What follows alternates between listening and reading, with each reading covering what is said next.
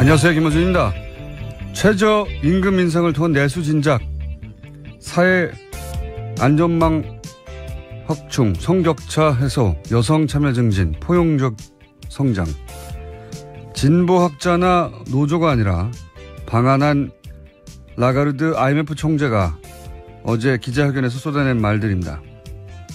부자가 된 선진국들이 자기들 이익을 위해서 잘 살아보겠다고 바둥거리는 개도국을 상대로 신자유주의를 밀어붙이고 다국적 기업의 이익을 대변해서 세계무역기구 세계은행과 더불어 소위 사악한 삼총사 중 하나로 불리는 게 바로 IMF죠.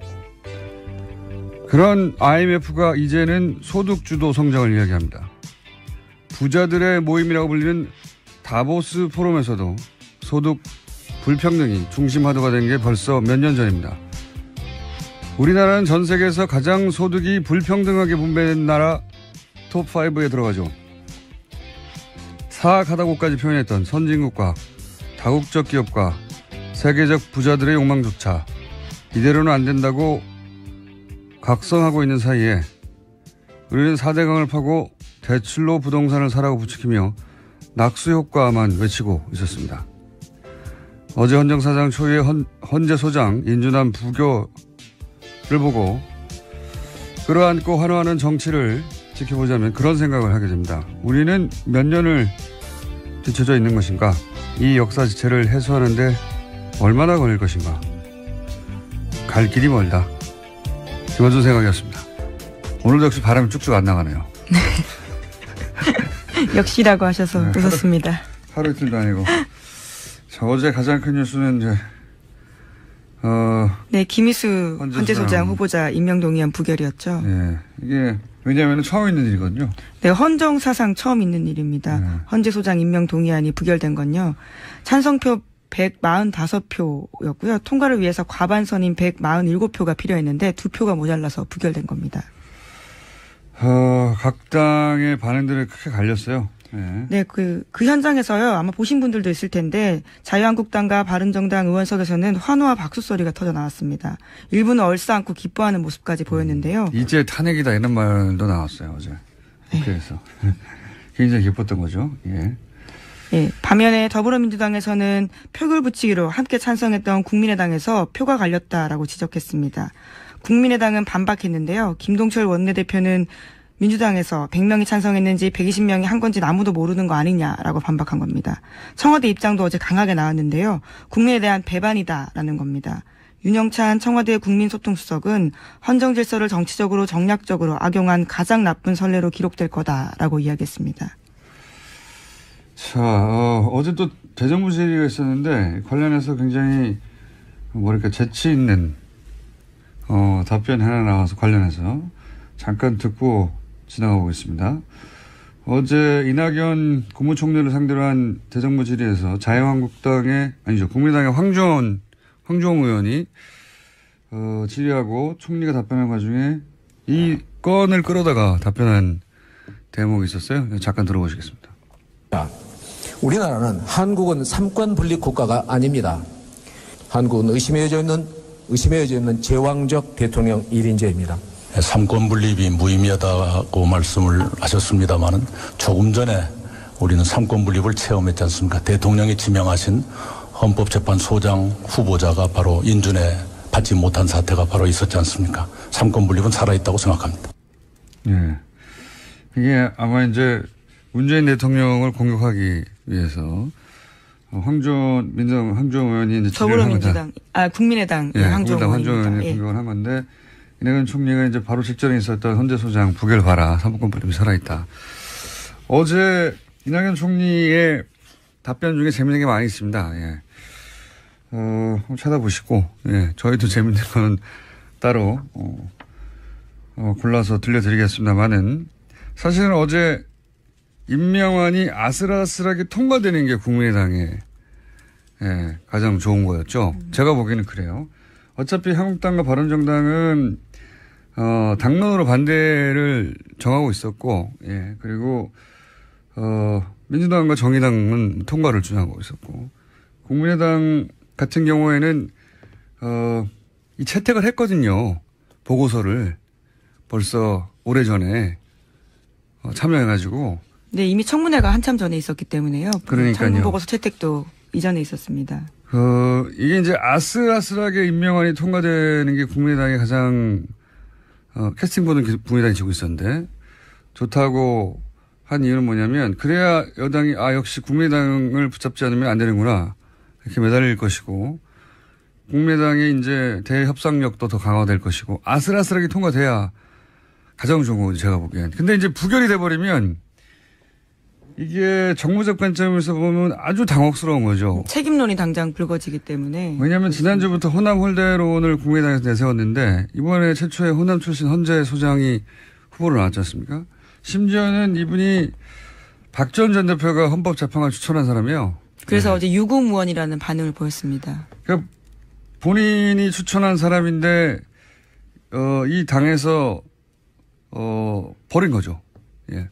호남 홀대론을 주장하는 당에서. 더더욱 나쁜 거는 거기까지는 그렇다고 쳐도 더더욱 나빴던 거는 안철수 대표가 우리가 국회 결정권을 가진 거다 라면서 이제 그 결과를 자랑스러워 해버렸잖아요. 예, 부결된 다음에 한 이야기인데 국민의당이 20대 국회에서 결정권 갖고 있는 정당이라고 이야기했습니다.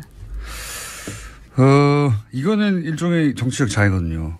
왜냐하면 지금 호남을 베이스로 하는 국민의당으로서는 당황스러워해야 한다.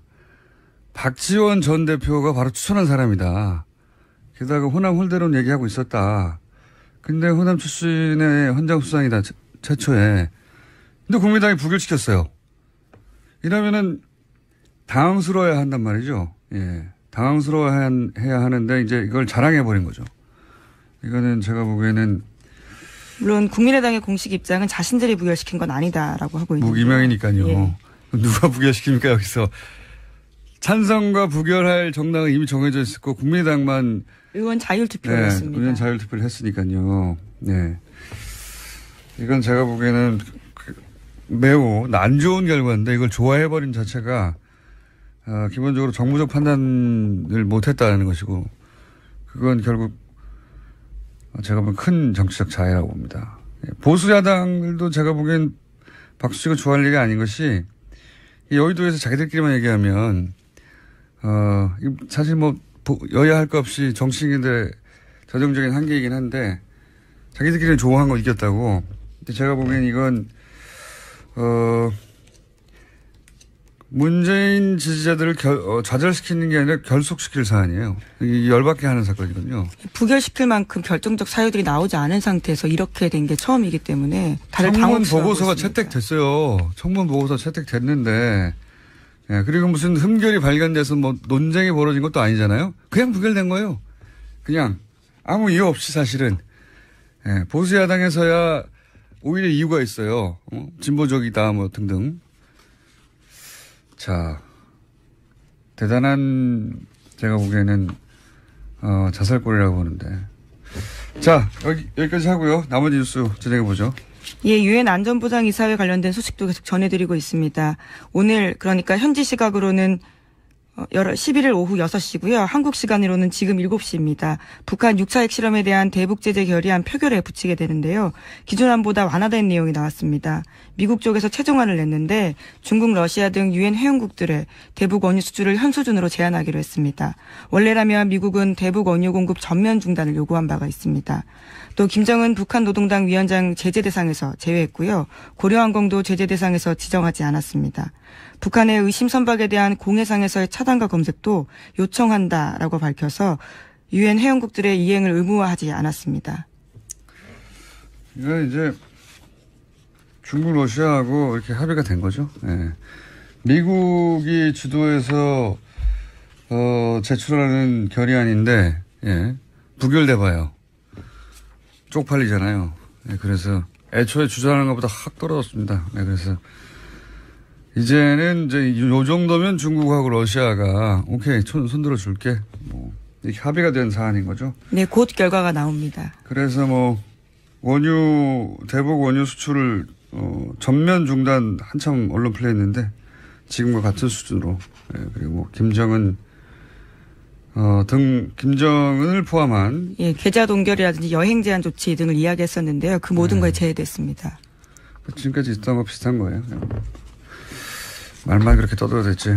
자, 어쨌든 요 수준의 제재안은 이제 통과될 것이다. 근데 그건 뭐 달라질 게 없다는 거죠. 이전과는 크게. 예. 당장 전쟁에 나가 북한을 완전히 고립시켜서 멸망시킬 거라고 얘기하더니 아니잖아요. 네. 자, 그 트럼프 대통령의 트윗만 보지 마시고 기자들은 예, 그것만 중요하지 마시고 그게 그렇게 될 리가 없다는 분석 혹은 국제정치의 환경도 같이 보도해 주십시오. 자, 다음 뉴스는요. 네, 이명박 정부의 국정원이 자체 TF를 구성해서 문화연예계 블랙리스트를 만들고 퇴출 활동을 했다라는 내용이 나왔습니다. 국정원 적폐청산 TF가 발표한 바인데요. 여기에 나온 문건에는 명단에 80명이 넘는 사람의 이름이 있습니다. 소설가 이회수 씨와 조정래 씨 등 문학의 인사가 있고요. 문성근, 문소리 등 배우가 포함되어 있습니다. 또 영화감독 이창동, 박찬욱, 봉준호도 있고요. 방송인으로는 김미아, 김구라, 김재동, 또 가수 윤도현, 신해철 이런 분들의 이름도 있었습니다. 블랙리스트에 이름이 올라간 이유는 촛불 시위 참여로 젊은 층을 선동했다 등과 같은 이유였는데요. 블랙리스트는 원장의 지시에 따라서 만들어졌고 이것들이 실제로 시행됐던 것까지 있습니다. MBC와 KBS 등에 못 나오게 퇴출을 유도하는가 하면요. 해당 연예인이 속한 기획사에 대해서 세무조사까지 진행했다라고 합니다. 이게 블랙리스트고 어제 저희가 잠깐 화이트리스트 그러면 반대로 정권 차원에서 후원했던 문학계의 어떤 프로젝트들이 있었을 거 아니에요? 네, 그건 누가 했느냐? 역시 국정원이 했다 하는 이야기를 저희가 직접 취재한 김한 기자와 잠시 후에 만나서 얘기 나누겠고, 근데 이 이야기가 최근의 얘기가 아니에요. 이거는 지금 박근혜 정부 시절의 블랙리스트가 아니라 이명박 정부 시절에 국정원이 만들었던 문학의 블랙리스트. 여기서 훨씬 고도화됐거든요. 나중에는 박근혜 시절에는. 그러니까 지금 거의 2008년, 2009년, 2010년 거의 10년 전 얘기하고 있는 겁니다. 지금은. 지금 나오고 있는 거는. 그때 이미 이제 김미아 씨 TBS에 와 계시죠. 흘러서.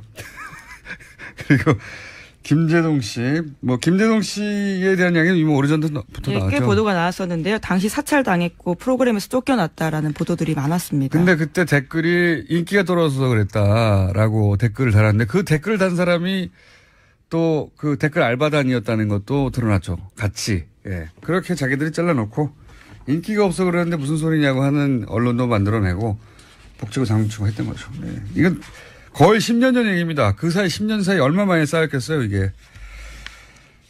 자, 또 있습니까? 관련 뉴스가? 네, 관련해서요. 여기에 청와대 민정과 홍보수석의 지시가 있었다라는 것이 국정원 적폐청산 TF의 그 조사 결과인데요. 그랬겠죠. 다음 뉴스로 하죠. 예. 어제 국회 대정부 질문이 있었습니다. 이 자리에서 더불어민주당 이종걸 의원이 이명박 전 대통령과 관련한 사건을 언급했습니다. 캐나다 건설 사업에 투자한 한 회사가 한 금융사로부터 210억 원 대출 받았으면서 무담보로 허위 자료 냈다라는 건데요. 여기에 이명박 전 대통령 친척이 개입했다라는 의혹을 제기했습니다.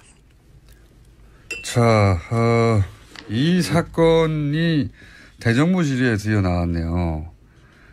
이게 이제 이명박 전 대통령 임기 초기에 있었던 일이거든요. 예, 캐나다의 어떤 사업에 투자를 했는데 여기에 농협이 대출을 해줍니다. 그런데 이 210억 원의 대출금을 포함하여 많은 금액이 캐나다에서 일종의 분양 사기로 사라져 버려요. 예.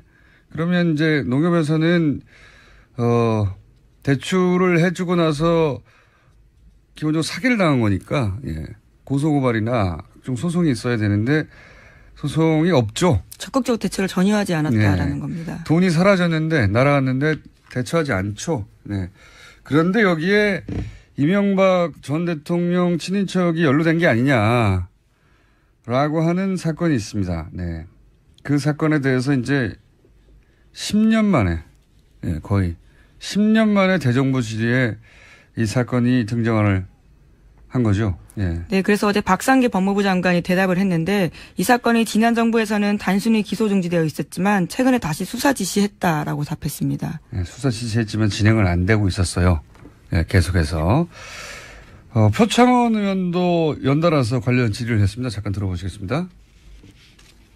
혹시 저수지 게임이라는 다큐멘터리 영화가 지금 개봉 중이고 상당히 많은 관객들이 보고 있다는 사실 알고 계십니까?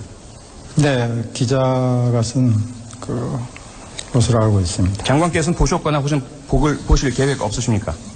아직까지는 보지 못했고 한번 들여다볼까 생각하고 있습니다. 이 사건을 다룬 게 저수지 게임이라는 이 영화 영화인데. 이야기 안 하신다고 하셨던 걸로 제가 기억이 나는데. 제가 한 게 아니잖아요. 의원이 대정부실에서 했습니다. 네. 이 사건을 다룬 거군요. 예. 이렇게 도와주시나요? 의원님? 자, 약간, 대정부실에서 이 사건이 처음으로 등장했어요. 10년 만에. 처음으로 등장했고, 다행입니다. 전화 주진우 기자는 굉장히 오랫동안 쫓아왔거든요. 이 사건을. 자, 그러한 이야기가 있었습니다. 그리고 관련해서 최근에 이명박 전 대통령에 대한 댓글, 공작 이외에도 소위 원조 사건에 해당되는 BBK 관련, 이야기가 조금씩 등장하고 있습니다. 뉴스공장에서는 몇 주째 하고 있고, 다른 언론사에서도 조금씩 나오고 있죠. 예, 오늘 아침 CBS 보도인데요. 2001년 김경준의 LK이뱅크에서 이명박 전 대통령의 개인 계좌로 50억 원이 송금한 기록이 있다라는 겁니다. 그런데 2007년에 검찰이 이를 수사할 때 확인하고도 뭉갰다라는 의혹이 있다라는 겁니다. 이제 이명박 전 대통령 관련 이 BBK 관련 사건은 너무 많은 이름들이 등장해요. 여기도 이뱅크가 등장하죠 아마? 네, LK이뱅크요. 네, LK이뱅크. LK이뱅크는 뭐란 말인가? 옵셔널 벤처스는 뭐고? 이 회사 이름이 여러 가지 등장하거든요. 그러다 보니까 그리고 돈이 왔다 갔다 합니다. 도대체 뭐가 어떻게 됐다는 건지 따라잡다가 잊어버려요. 사건 도래될 뿐만 아니라. 지금 오늘 이제 오전에 등장한 노콧발 이 뉴스의 핵심은 뭐냐면 간단하게 말하면 BBK 실소유주가 이명박 전 대통령인 것을 입증할 만한 송금 자료가 있었는데 그걸 검찰이 의도적으로 누락시켜서 선거 대선 직전에 모른 척한 거 아니냐. 그게 나왔다면 BBK가 이명박 전 대통령이 실소유주라는 게 사실상 입증되는 거였는데 라고 하는 뉴스가 10년 만에 나온 겁니다. 또. 네. 해설만 붙이자면 복잡하게 이해하실 필요는 없고요. 예. 검찰이 숨긴 거 아니냐. 실제로는 이명박 전 대통령이 BBK 실소유주 아니냐. 예, 그런 알고도 자료가. 모른 척했다라는 의혹이 그런 있는 거죠. 입금 자료가 있다는 거죠. 50억에 해당되는. 그런 뉴스입니다. 관련 뉴스가 조금 더 나올 것 같은데 뉴스를 읽어도 무슨 말인지 모르실 땐 뉴스 공장을 들으십시오. 저희가 해설해 드릴 테니까. 아마도 텍스트를 한참 읽어도 이게 어떻게 있다는 것이 잘 헷갈릴 텐데 이 뉴스를 해설해 드리면 그런 얘기입니다. 예. 주인이 이 사람이잖아. 입금된 걸 보니까 라고 하는 자료가 이미 10년 전에 있었는데 검찰이 못 본 척했다는 겁니다. 예. 그걸 10년 만에 다시 밝혀서 이제 끄집어낸 거고요. 노컷 뉴스가. 자, 전국 하나 정도? 네, 주식 대박의 진경준 전 검사장 기억을 하실 텐데요. 이번에는 황제 가회 논란에 휩싸였습니다. 자신의 딸의 가회를 네이버에 요구했다라는 건데요. 인턴 확인서도 요구했다라고 합니다. 딸을 네이버 어떻게 했다고요? 예, 그러니까요. 네이버 법무실에다가 이메일을 보내는데요. 자신의 딸이 논문을 써야 하니까 아이를 붙잡고 수업처럼 설명해주면 좋겠다라고 이야기했다는 건데요. 아니, 검사장이 사기업 법무실에다가 전화해서 우리 딸 좀 거기 가회시켜달라고 한 거죠. 가회를 시켜. 예, 전화는 아니고 이메일을 보냈다고 하는데요. 예, 답장이 다음날 바로 왔습니다. 예. 따님이 바쁘다고 하니까 다음 주 중에 공부하는 시간을 갖도록 하겠다라면서 자신이 잘 챙기겠다고 답합니다. 최근에 김상조 공정위원장하고 다음에 이재용 전 대표하고 사이에 설전이 있었죠. 예. 그러면서 이제 좀 일단락되어 가고 있는데 삼류 정치가 인류 기업에 대해서 탓한다고 그런 얘기도 있었고 다른 건 모르겠는데 오고 간 이야기 중에 이런 게 있었어요. 이제 이재용 전 대표 측에서 네이버가 정부의 도움 없이 맨손으로 거기까지 읽어낸 인류 기업인데라고 하는 저는 그건 동의가 안 됩니다. 예. 네이버가 지난 9년간 보수 정권과 아무런 유착이 없었는지 좀 두고 봅시다. 그건. 예. 네, 관련해서 네이버 입장도 좀 말씀드려야 될 것 같은데요. 예. 진양이 며칠 와서 궁금한 거 묻고 답해준 적은 있지만 지인 부탁으로 대기업 견학 간 거랑 비슷하게 보면 된다라고 해명했다고 합니다. 말도 안 되는 소리 하고 있습니다. 그럼 아무나 전화 연락해가지고 법무실에 우리 딸 거기서 며칠간 열흘 동안 과외시켜달라고 하면 네이버 법무실에서 이걸 해줍니까? 해줬는데 결국은 말이 되는 소리를 해야죠.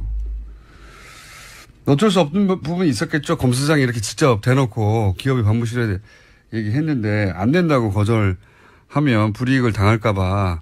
근데 실제 이걸로 인해서 이런 걸 했던 걸 보면 아마 이제 그 IT 기업에서 인턴을 했다든가 혹은 뭐 미국의 대학을 진학할 때 필요한 서류로 첨부하려고 그랬던 것 같은데 보기에 그런 얘기는 없어요? 네, 실제로 그래서요. 미국 명문대학인 하버드대에 진학했다라고 하는데요. 인턴으로 근무한 것처럼 꾸민 정황도 내줬다라고 합니다. 그러니까요. 그런 거 한 거예요. 예. 자, 여기까지 하겠습니다. 아참. 이제 탄핵이다 이런 말도 나왔어요, 어제. 국회에서. 굉장히 기뻤던 거죠. 예.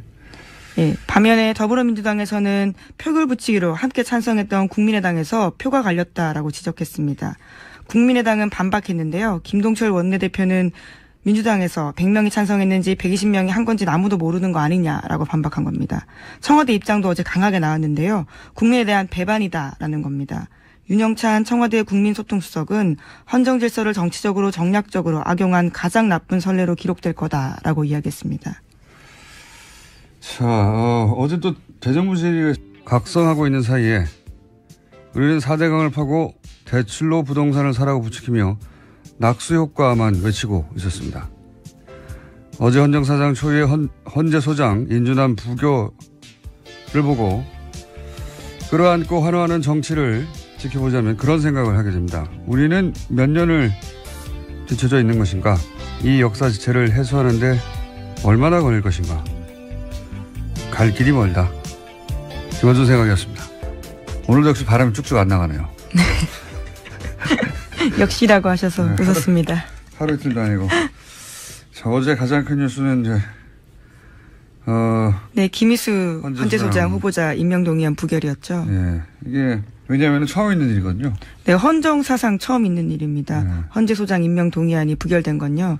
찬성표 145표였고요. 통과를 위해서 과반선인 147표가 필요했는데 2표가 모자라서 부결된 겁니다. 각 당의 반응들이 크게 갈렸어요.